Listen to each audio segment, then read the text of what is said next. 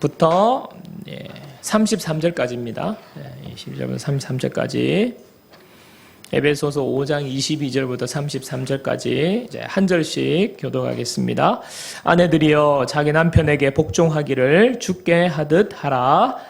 이는 남편이 아내의 머리됨이 그리스도께서 교회의 머리됨과 같음이니 그가 바로 몸의 구주시니라. 그러므로 교회가 그리스도에게 하듯이 아내들도 범사에 자기 남편에게 복종할지니라.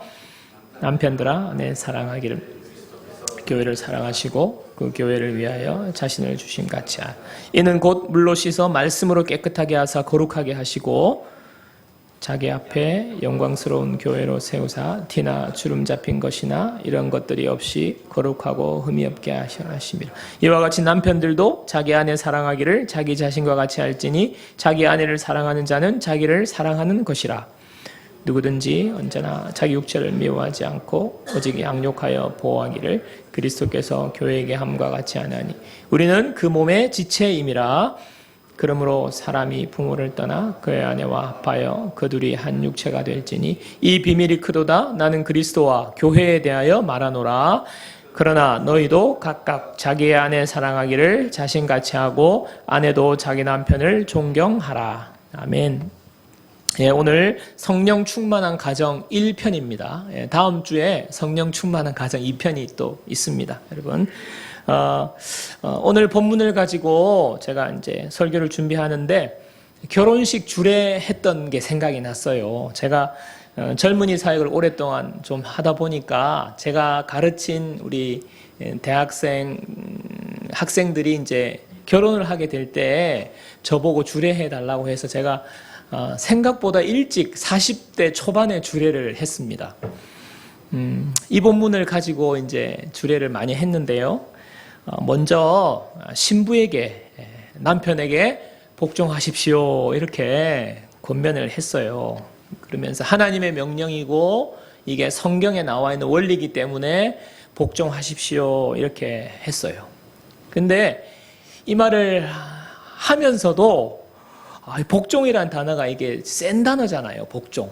그러니까 사실 권면을 하면서도 혹시 신부가 상처받지 않을까, 또 신부 측의 부모님들이 괜히 마음 상해하지 않을까 굉장히 염려스럽게 주례사를 했어요.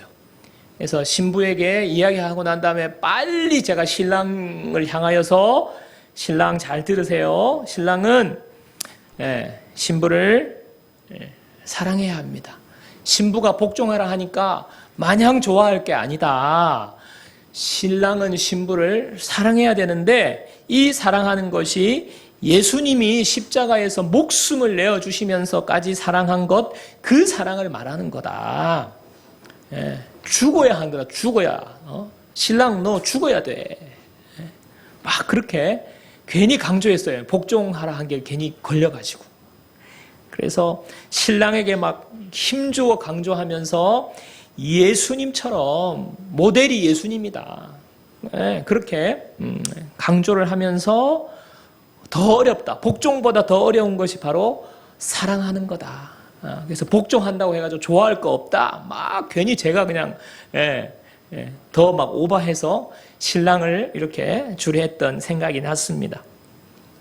여러분, 결혼식 예배 때 또 부부 주일 때 이 본문을 많이 언급하는 말씀이긴 합니다만은요. 여러분과 저는 지금 에베소서를 쭉 강해를 하고 있어요. 1장부터 해오기 때문에 이 말씀이 전체적인 에베소서의 말씀 안에서 우리가 보고 있습니다. 그렇기 때문에 이 말씀이 단순하게 아내와 남편을 향하여서 부부주일이나 결혼식 때 하는 말씀으로만 아니라 하나님께서 이 전체적인 에베소서 안에서 왜 이 말씀을 하시고 계시는지 하나님의 풍성한 그 넓이와 깊이와 말씀의 은혜가 이곳에 있습니다. 지난 시간에 우리는요, 하나님이 부르신 새 사람, 새로운 공동체로서 가져야 될 중요한 영적 원리를 배웠습니다. 그것이 무엇입니까? 바로 18절에 나와 있는 말씀이죠. 앞에 문단에 술 취하지 말라. 이는 방탕한 것이니 오직 성령으로 충만함을 받으라. 새 사람이 되었고 새로운 공동체가 되었는데 이 새 사람과 새로운 공동체로 살아가는 중요한 동기가 되면서 원동력이 되는 것이 바로 성령 충만이라는 것입니다.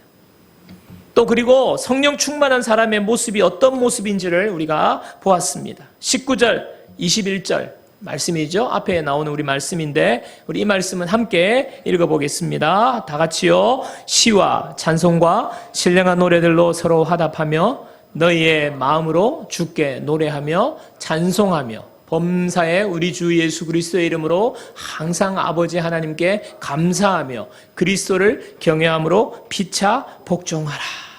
네, 찬양과 감사와 피차 복종의 삶이 바로 성령 충만한 삶의 모습이다라고 말했습니다.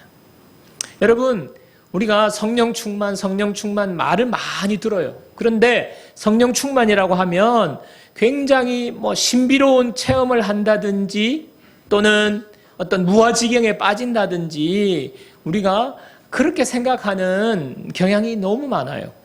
네, 성령 충만 받은 사람은요, 갑자기 막 이상한 사람이 되어버리는 것. 그게 아니라는 것입니다. 여러분, 성령 충만은요, 삶으로 나타나는 거예요. 삶의 구체적인 모습으로 나타나는 것입니다. 바로 찬양과 감사와 피차 복종하는 그 모습이 바로 성령 충만의 모습이에요. 네, 막 무슨 신비로운 상태가 되고 사람이 막 거만해지고 막 목소리가 막 기도 많이 했다고 목소리가 할렐루야 이렇게 되고 일상으로부터 사람이 자꾸 괴리감이 생기는 게 성령 충만이 아닙니다. 여러분 보십시오. 초대교회 성도들이 고난 속에서도 핍박 속에서도 사회적으로 불이익과 편견과 생존의 위협 속에서도 그들에게는요, 하나님의 자녀로서 하나님의 사람으로서 누리는 특별한 은혜가 있었습니다. 그것이 바로 오늘 말하는 찬양과 감사예요. 19절에서 21절에 나오는 시와 찬송과 항상 감사하며 이런 일들이 그들의 삶 속에서 나타나는 거예요. 그러니까 너무나 힘든데 고난이 오는데 그들은 불평하고 불만하는 대신에 찬양과 감사로 그들은 삶을 사는 것입니다. 예수 믿으면 이제는 예수 믿는 사실을 숨겨야 되고 예수 믿다가 잡히면 생명의 위협을 받는 너무나 두려운 상황이 그들에게 시작됐는데도 불구하고 그들은 두려움에 사로잡히기보다는 담대함과 감사가 그들의 삶에 있었어요. 여러분 초대교회 성도들의 모습을 보십시오. 얼마나 담대하게 기도합니까? 담대하게 전도하며 나아갑니까? 예수 믿으면 그들은 그냥 목숨을 걸고 예수 믿는 거예요. 그럼에도 불구하고 그들에게는 두려움의 모습이 없습니다. 감사가 넘치는 거예요. 성령 충만한 삶의 바로 모습이에요. 여러분 우리가 믿는 기독교가 다른 종교와 큰 차이가 나는 것이 많은데요. 기독교는요 철학적이거나 관념적이지 않습니다. 이렇게 내면의 어떤 내면을 다스린다든지 심오한 철학을 이야기한다든지 그렇지 않아요. 기독교는요 실제적인 변화와 역사의 종교입니다. 실제적인 변화와 역사가 나타나서 생명이 살아나는 종교가 바로 기독교예요. 기독교는 생명이에요. 예수 믿으면요 새 생명을 얻습니다. 예수 믿으면 사람이 변합니다. 예수 믿으면 생각이 바뀌는 거예요. 예수 믿으면요 삶의 모습과 태도와 습관이 바뀌는 거예요. 결과적으로 새 생명으로 우리의 삶이 바뀌고 새 생명으로 우리가 살아가는 것, 바로 그게 기독교예요. 그런데 더 놀라운 것은요, 그렇게 새 사람으로 새롭게 살기 위해서 내가 막 열심히 노력하고 내가 어떻게 막 열심히 수행을 하고 고행을 해서 그런 삶으로 나아가는 것이 아니라 우리가 믿을 때에, 믿음이 우리 속에 들어올 때에 우리의 삶이 열매가 맺힌다는 거예요. 믿음의 열매가 맺히는 거예요. 믿음의 결과들이 나타나는 거예요. 새 생명이 들어와서 그 새 생명이 자라서 열매가 맺히는 그 삶을 경험하게 되는 것이 바로 우리가 믿는 기독교. 여러분, 그래서 복음이라고 하는 거예요. 복음. 기쁜 소식인 거예요. 기쁜 소식. 예수 믿으면 기쁜 일이 생기는 거예요. 내 삶에 열매가 맺혀지는 거예요. 여러분, 어떻게 사람이 고난 가운데 있는데 찬송하고 감사를 할 수 있겠습니까? 노력한다고, 깨달으려고 애쓴다고, 명상한다고 고난 가운데 찬송이 터져나오고 감사가 나올 수 있겠냐고요. 그냥 고난을 근근히 견딜 수 있을지는 몰라요.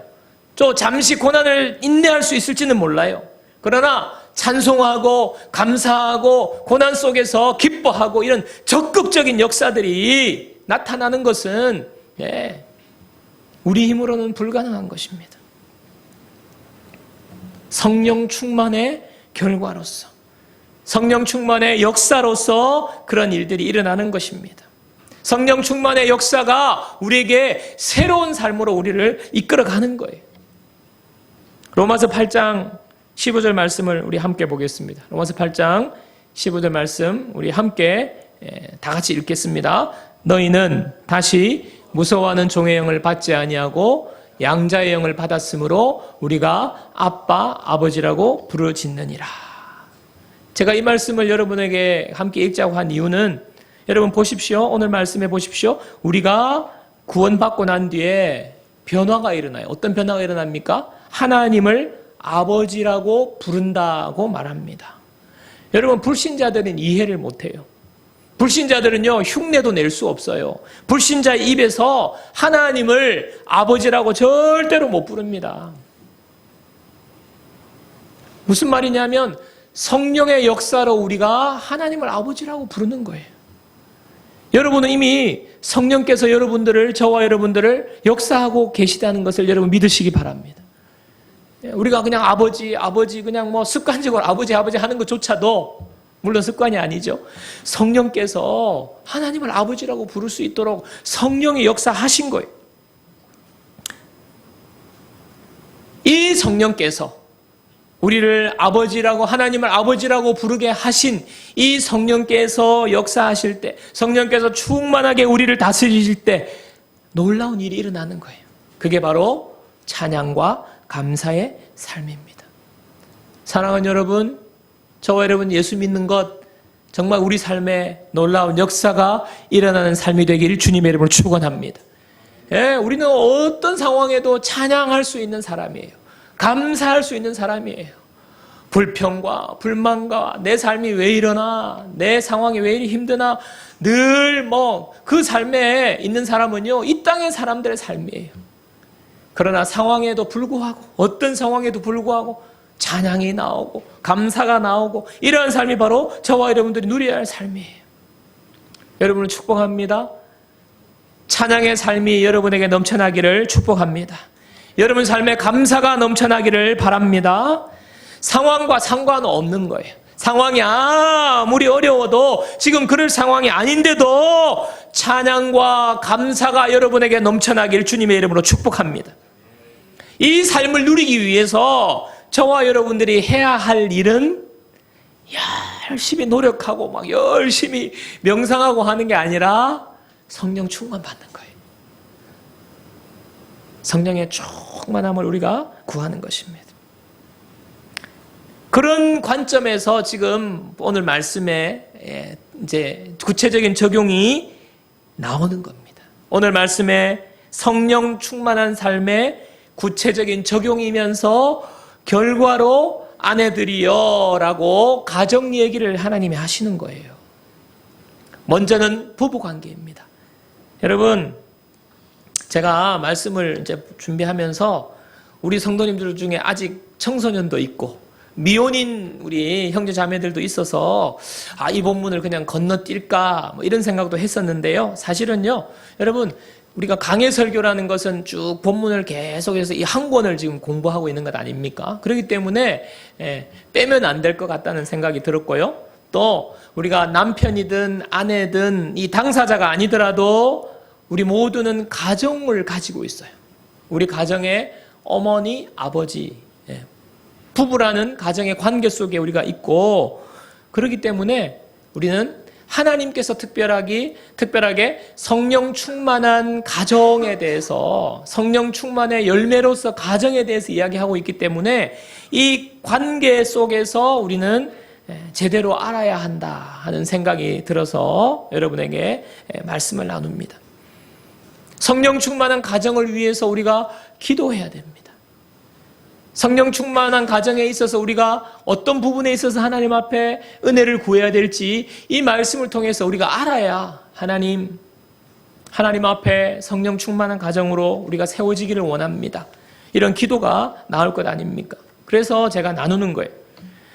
여러분, 성령 충만은 구체적인 삶의 열매들입니다. 오늘 가정에 대한 하나님께서 말씀을 하셨는데 이 가정이 왜 중요하냐면요. 우리가 주 안에서 새 사람이 되었어요. 새로운 공동체가 되었어요. 그런데 우리가 가정으로 돌아갔을 때에 이 가정이 온전하게 세워지지 못한다면 그것은요. 하나님이 주시는 충만한 은혜와 하나님의 그 놀라운 공동체의 그 은혜를 절반도 못 누리게 되는 거예요.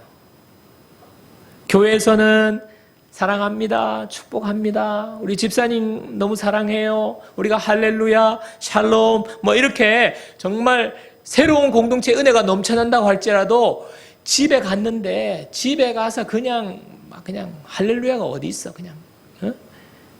부부가 그냥 관계가 안 좋으면요. 그 은혜 다 쏟아버리고 교회 오는 것이 이제는 정말 그 은혜가 점점 까먹어버리는 거예요. 여러분, 교회에서 아무리 은혜 받아도 가정에서 문제가 생겨버리면 이것은 정말 하나님의 은혜를 누리지 못하는 것입니다. 여러분, 그래서 하나님께서 성령 충만한 삶은 개인의 변화와 공동체의 변화와 나아가서 관계의 변화까지 성령 충만 받기를 하나님이 원하시기 때문에 오늘 가정 이야기를 하는 거예요. 오늘 말씀은 먼저 아내들에게 말합니다. 아내들에게 남편에게 복종하라라고 말합니다. 여러분, 복종이라는 단어를 들으면 아마 대부분이 굉장히 위계적이고, 그죠? 위계적이고 고압적인 느낌을 주는 느낌이 듭니다. 복종해! 이렇게 꿇어! 막 약간 이런 느낌이잖아요. 그런데 여러분 자세히 보시면 아내들이요 자기 남편에게 복종하기를 죽게 하듯 하라라고 죽게 하듯 하라라는 말씀이 붙어서 나와요. 여러분 죽게 하듯이 남편에게 복종하라는 것입니다.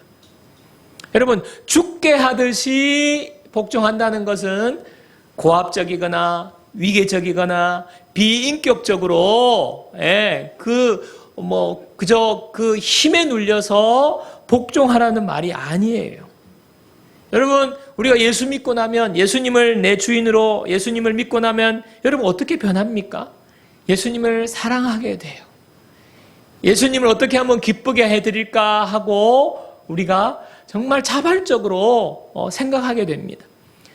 그리고 어떻게 하면 하나님 말씀에 내가 순종할까 하고 우리가 변화되는 모습이 나오죠. 바로 그거예요. 죽게 하듯 한다는 것은 세상에서 사용하는 그 복종, 고압적이고 위계적이고 그냥 어쩔 수 없어서 힘에 눌려서 하는 복종이 아니라 사랑의 마음에서 우러나오는 자발적인 반응으로서 순종하는 것을 말하는 거예요. 그래서 아내로서 남편에게 복종한다는 것은 사랑의 마음, 사랑의 전제가 깔려 있는 것입니다.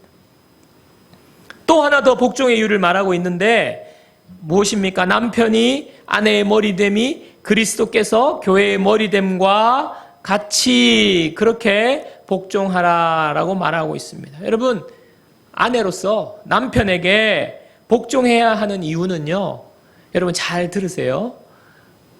사랑의 마음이 전제되어 있는 것 첫째. 둘째는요. 아내로서 남편에게 복종해야 되는 이유는요, 남편이 나보다 더 우월하고 남편이 나보다 더 인격이 훌륭하기 때문에 복종하라는 것이 아니에요. 남편이 나보다 더 그냥 위대한 사람이기 때문에 복종하라는 게 아닙니다. 나보다 잘났기 때문에 내가 잘난 남편에게 복종하라는 것이 아니에요. 복종의 이유는 질서의 이유입니다. 질서. 하나님의 창조 원리와 하나님께서 세우신 그 질서 속에서 직위적인 차원에서의 복종하라는 거예요. 또 나아가서 남편에게 말하고 있습니다. 남편에게는 아내를 사랑하라고 명령합니다. 어느 정도로 사랑하라고 하십니까? 그리스도께서 교회를 위해서 자신을 주심같이 사랑하라는 것입니다. 목숨을 내어주라는 것입니다. 앞에서 제가 복종 이야기 했기 때문에 사랑하는 것 막 힘주어서 더 사랑을 강조했다고 말씀을 주례할 때 말씀을 드렸는데, 실제로 이 말씀을 자세히 보시면요, 사랑하는 것이 더 어려워요. 왜냐하면 예수님처럼 사랑해야 되기 때문에 그래요. 예수님처럼. 여러분, 우리가 사랑의 수준이 있죠. 내가 누구를 사랑한다고 할 때 나에게 잘해주기 때문에 내가 사랑하는 경우, 또 모성 본능이기 때문에 부모로서 사랑하는 경우 또 있지만은, 오늘 여기서 말씀하시는 것은요, 하나님이 인간이 되어서 이 땅에 오셨는데, 이 땅에 오셔서 십자가에서 예수님께서 모든 인간들의 모욕을 다 받으면서까지, 예수님을 향해서 침을 뱉는 사람도 있고요, 예수님을 향하여서 삿대질하는 사람도 있고요, 예수님을 향해서 네가 하나님이면 십자가에서 내려와 봐라, 모멸감을 주는 그 모든 모멸과 모든 그 인간이 주는 모욕을 주님은 다 받으시면서 끝까지 사랑한 하나님의 사랑, 아가페의 사랑으로 아내를 사랑하라 하는 것입니다. 여러분, 들으면서 무슨 생각이 드세요? 저는요, 아내에게 남편에게 복종하라 하는 것, 물론 앞에서 말씀드린 그런 주님께서 사랑을 전제하고 또 질서적인 차원에서 하라고 했지만은, 여러분의 마음속에 참 남편을 복종하라니, 아이고, 이 시대와 안 맞다, 목사님 그 말도 안 되는 소리입니다, 그런 마음이 우리 가운데 있을 거예요. 아내를 사랑하는 것도 마찬가지입니다. 어떻게 예수님처럼 자존심 다 구겨가면서 그냥 예수님처럼 누구 사랑하라는 게 너무 불가능하다고 느껴질지 모르겠어요. 그래서 우리는 이 말씀을 항상 상대방의 관점에서 이렇게 생각하지 않습니까? 네? 아내에게 봐라. 아내는 남편에게 복종하라고 그랬지 않냐? 당신 말이야. 나한테 복종해야지. 하나님의 명령인데 어디 있어 말이야. 에이 하면서. 그러면 또 아내는 또 가만히 예수님처럼 사랑하라고 했잖아. 에이. 참, 우리의 연약함입니다.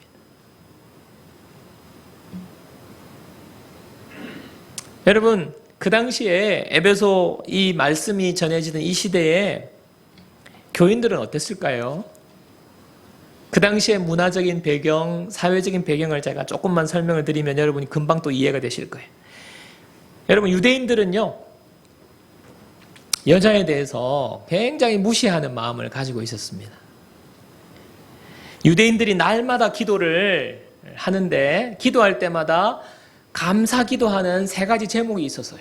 이건 모든 유대인들이 기도하는 감사의 제목입니다. 첫 번째, 내가 이방인으로 태어나지 않은 것, 정말 하나님께 감사했어요, 유대인들은. 두 번째, 내가 노예로 태어나지 않은 것에 대해서 하나님께 감사 기도를 드렸어요. 세 번째는 뭘까요? 눈치 빠르신 분들은 세 번째는요, 내가 여자로 태어나지 않은 것에 대해서 하나님께 매일매일 감사했던 사람이 유대인들이에요. 여러분 성경에 보시면 여자는 수에도 숫자에도 포함시키지 않았잖아요. 예. 숫자를 세는데 하나, 둘, 셋, 넷, 다섯, 여섯, 일곱, 여덟, 9명. 예. 여성분들은 다 빼는 거예요. 예. 무슨 말입니까? 사람 취급하지 않았다는 거예요. 또 그 당시 헬라 문화에서는요, 여자는 두 가지 기능을 위해서 존재합니다. 첫 번째는 가사일을 하는 거예요. 가사일. 두 번째는요, 자녀를 출산하고 양육하는 그거예요. 결혼한 아내의 역할은 이 두 가지인데, 이 두 가지가 그러면 뭐가 문제냐? 여자가 뭐 집안일하고 자녀 출산하고 양육하는 거 이거 마땅한 거 아니냐? 그런데 문제는요, 그 두 가지 일로만 아내를 보는 거예요. 여러분이 결혼하는 게 집안일 하려고 결혼한 겁니까?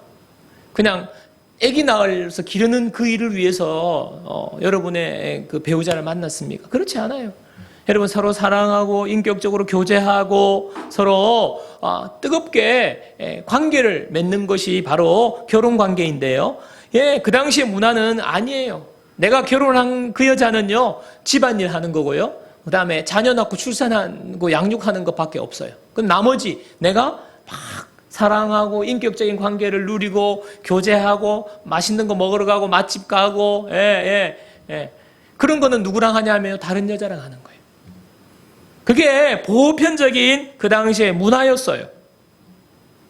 자, 이런 시대에 부부관계, 가정의 관계, 가정이 어떻게 여러분 온전할 수 있겠습니까? 예. 결혼한 여자는 그러면 뭐 집안일만 하고 자녀 출산하고 양육만 합니까? 아니죠. 어떤 또 다른 남자의 사랑의 파트너가 되는 겁니다. 여러분 그런 삶의 결과가 정말 해피할까요? 좋을까요? 상처밖에 남는 게 없어요. 여러분 누군가가 나를 온전히 사랑하고 결혼해서 그 사람과 관계를 맺고 자녀도 낳고 집안일도 분담하고 이렇게 돼야 되는 거지, 나는 그냥 아기 낳고 출산하고 양육하는 사람에 불과하고 사랑은 또 딴 여자와 하고 이렇게 되면요, 우리에게 남는 것은 정말 상처밖에 남지 않아요. 그 관계 속에 끝에 남는 것은 무엇입니까? 허무함이에요. 삶이 파괴되는 거예요. 여러분 이런 문화 속에 살고 있습니다. 여러분 지금의 우리의 삶도 어떻습니까? 지금의 우리 삶도 이 세상은 말하고 있어요. 이 세상은 가정을 이렇게 세우려고 하지 않습니다. 하나님이 우리에게 이렇게 말씀하시는 것은요, 우리에게 무거운 짐을 지우려는 것이 아닙니다. 아내에게 남편에게 복종하라는 것이 무거운 짐이 아니에요. 남편은 아내를 목숨을 내어주기까지 사랑하라는 것이 무거운 짐이 아니에요. 하나님이 우리에게 이 결혼의 관계, 부부의 관계에 충만한 은혜를 우리에게 주시려고 하시는 것입니다. 하나님께서 원래 만들어 놓은 결혼 관계는 어떠한 거냐? 31절, 32절 보십시오. 31절, 32절. 자, 우리 함께 읽습니다. 그러므로 사람이 부모를 떠나 그의 아내와 합하여 그 둘이 한 육체가 될지니 이 비밀이 크도다. 나는 그리스도와 교회에 대하여 말하노라. 하나님께서 원래 남자와 여자를 만드시고 부부가 되게 하시면서 구상했던 그 계획과 하나님의 뜻을 가르쳐 주시는 것입니다. 여러분 부부가 하나가 되는 것, 이 비밀이 크도다라고 지금 말하고 있지 않습니까? 여러분 이 비밀이 크도다라고 하면서 뒤에 부연 설명을 하고 있어요. 그게 뭐냐면 나는 그리스도와 교회에 대하여 말하노라. 여러분 이 비밀이 크다고 말하면서 그리스도와 교회에 대해서 말하노라. 부부가 한 몸이 된다는 것을 이야기하면서 비밀을 이야기하고 교회와 그리스도에 대해서 말하고 있습니다. 여러분 부부 관계는요 교회와 그리스도의 관계라는 거예요. 여러분, 예수님과 교회의 관계가 어떤 관계입니까? 예수님께서 십자가에서 피로 값주고 사신 것이 교회입니다. 예수님이 머리가 되고 몸이 되는 것이 교회입니다. 우리 자신도 마찬가지죠. 예수님이 우리의 머리가 되시고 우리는 예수님의 지체 아닙니까? 자, 이런 예수님과의 관계 속에서 예수님을 만나게 되면서 교회가 되면서 누리게 되는 은혜가 뭐냐는 말이에요. 새 생명을 공급받게 되고요. 하나님의 은혜를 날마다 받습니다. 여러분, 예수님을 만나고 예수님의 은혜를 경험해 본 여러분들 잘 아시잖아요. 기쁨과 감사와 하나님이 주시는 그 감격의 눈물이 있어요. 하나님이 내 마음을 만져주실 때 그 위로가 있어요. 세상 사람들이 다 나를 손가락질해도 하나님 한 분이 주시는 하나님의 위로가 있어요. 아니야, 나는 너를 믿어. 나를 사랑하신다고 말씀하시는 하나님의 놀라운 그 은혜가 있어요. 하나님과 연합된 자만이 누리는 그 놀라운 은혜와 축복이 있습니다. 이게 바로 그리스도와 교회의 관계예요. 이게 바로 비밀이에요. 여러분, 세상 사람들은 몰라요. 예수 믿으면 알게 되는 건데 믿기 전에는 모르는 거예요. 바로 이와 같은 비밀이 누구에게 나타난다고요? 아내와 남편의 관계 속에서, 부부 관계 속에서 이것이 나타난다는 거예요.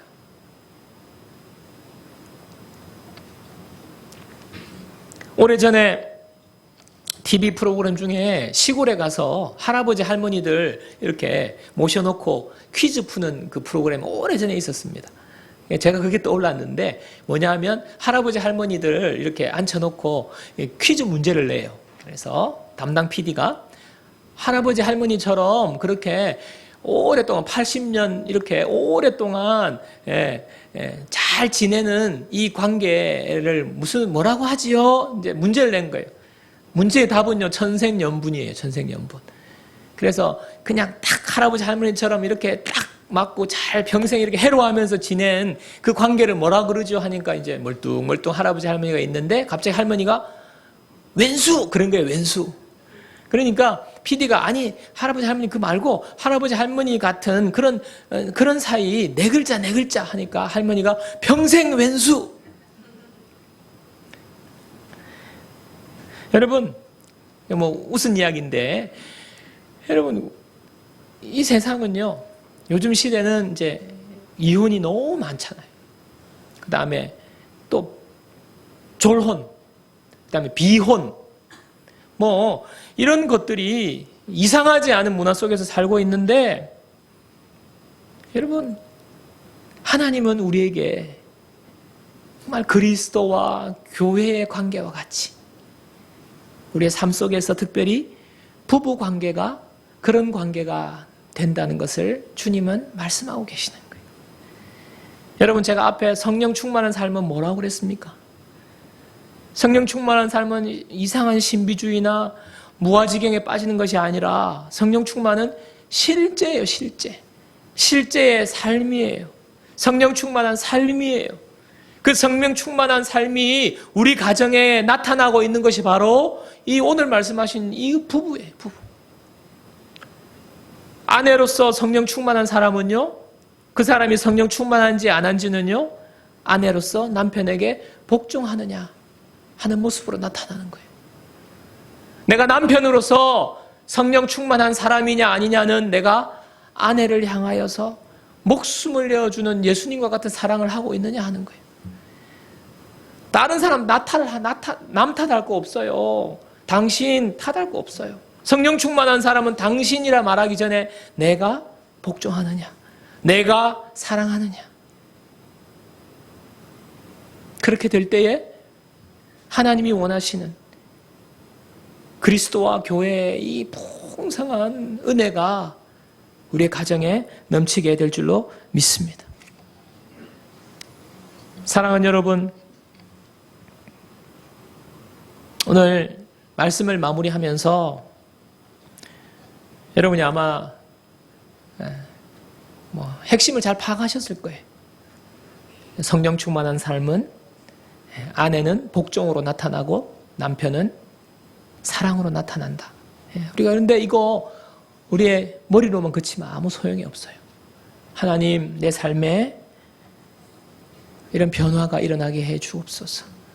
성령 충만이 아니면 여러분 이 세상을 살아갈 수가 없습니다. 성령 충만이 아니면요 우리 가정을 지킬 수가 없어요. 성령 충만이 아니면요 하나님의 풍성한 은혜 속에서 능력 있게 살 수가 없어요. 그 성령 충만의 놀라운 변화, 우리의 가정 속에서 아내로서 남편으로서 저와 여러분 삶에 이 변화가 있기를 하나님 앞에 기도하며, 하나님, 우리 가정, 제가 남편입니다. 제가 아내입니다. 아니면 하나님, 우리 부모님 이런 성령 충만한 아내와 남편 되게 해 주옵소서. 이 삶을 누리게 해 주옵소서. 우리의 기도 제목이 되고 우리의 삶에 그 역사가 나타나도록 성령 충만을 구하는 저와 여러분들 되기를 주님의 이름으로 축원합니다. 여러분을 변화시키신 성령님 말씀드렸죠? 내 입을 열어서 하나님을 아버지라고 부르게 한 그 성령님, 그 성령님을 우리가 의지하는 거예요. 성령님을 의식하는 거예요. 하루 24시간 계속 성령님을 의식하는 거예요. 그리고 성령님이 싫어하시는 것 우리가 떠나는 거예요. 그리고 성령님의 뜻에 순종하는 것입니다. 그것이 바로 성령의 다스림을 받는 거예요. 그래서 성령의 충만함을 받는 거예요.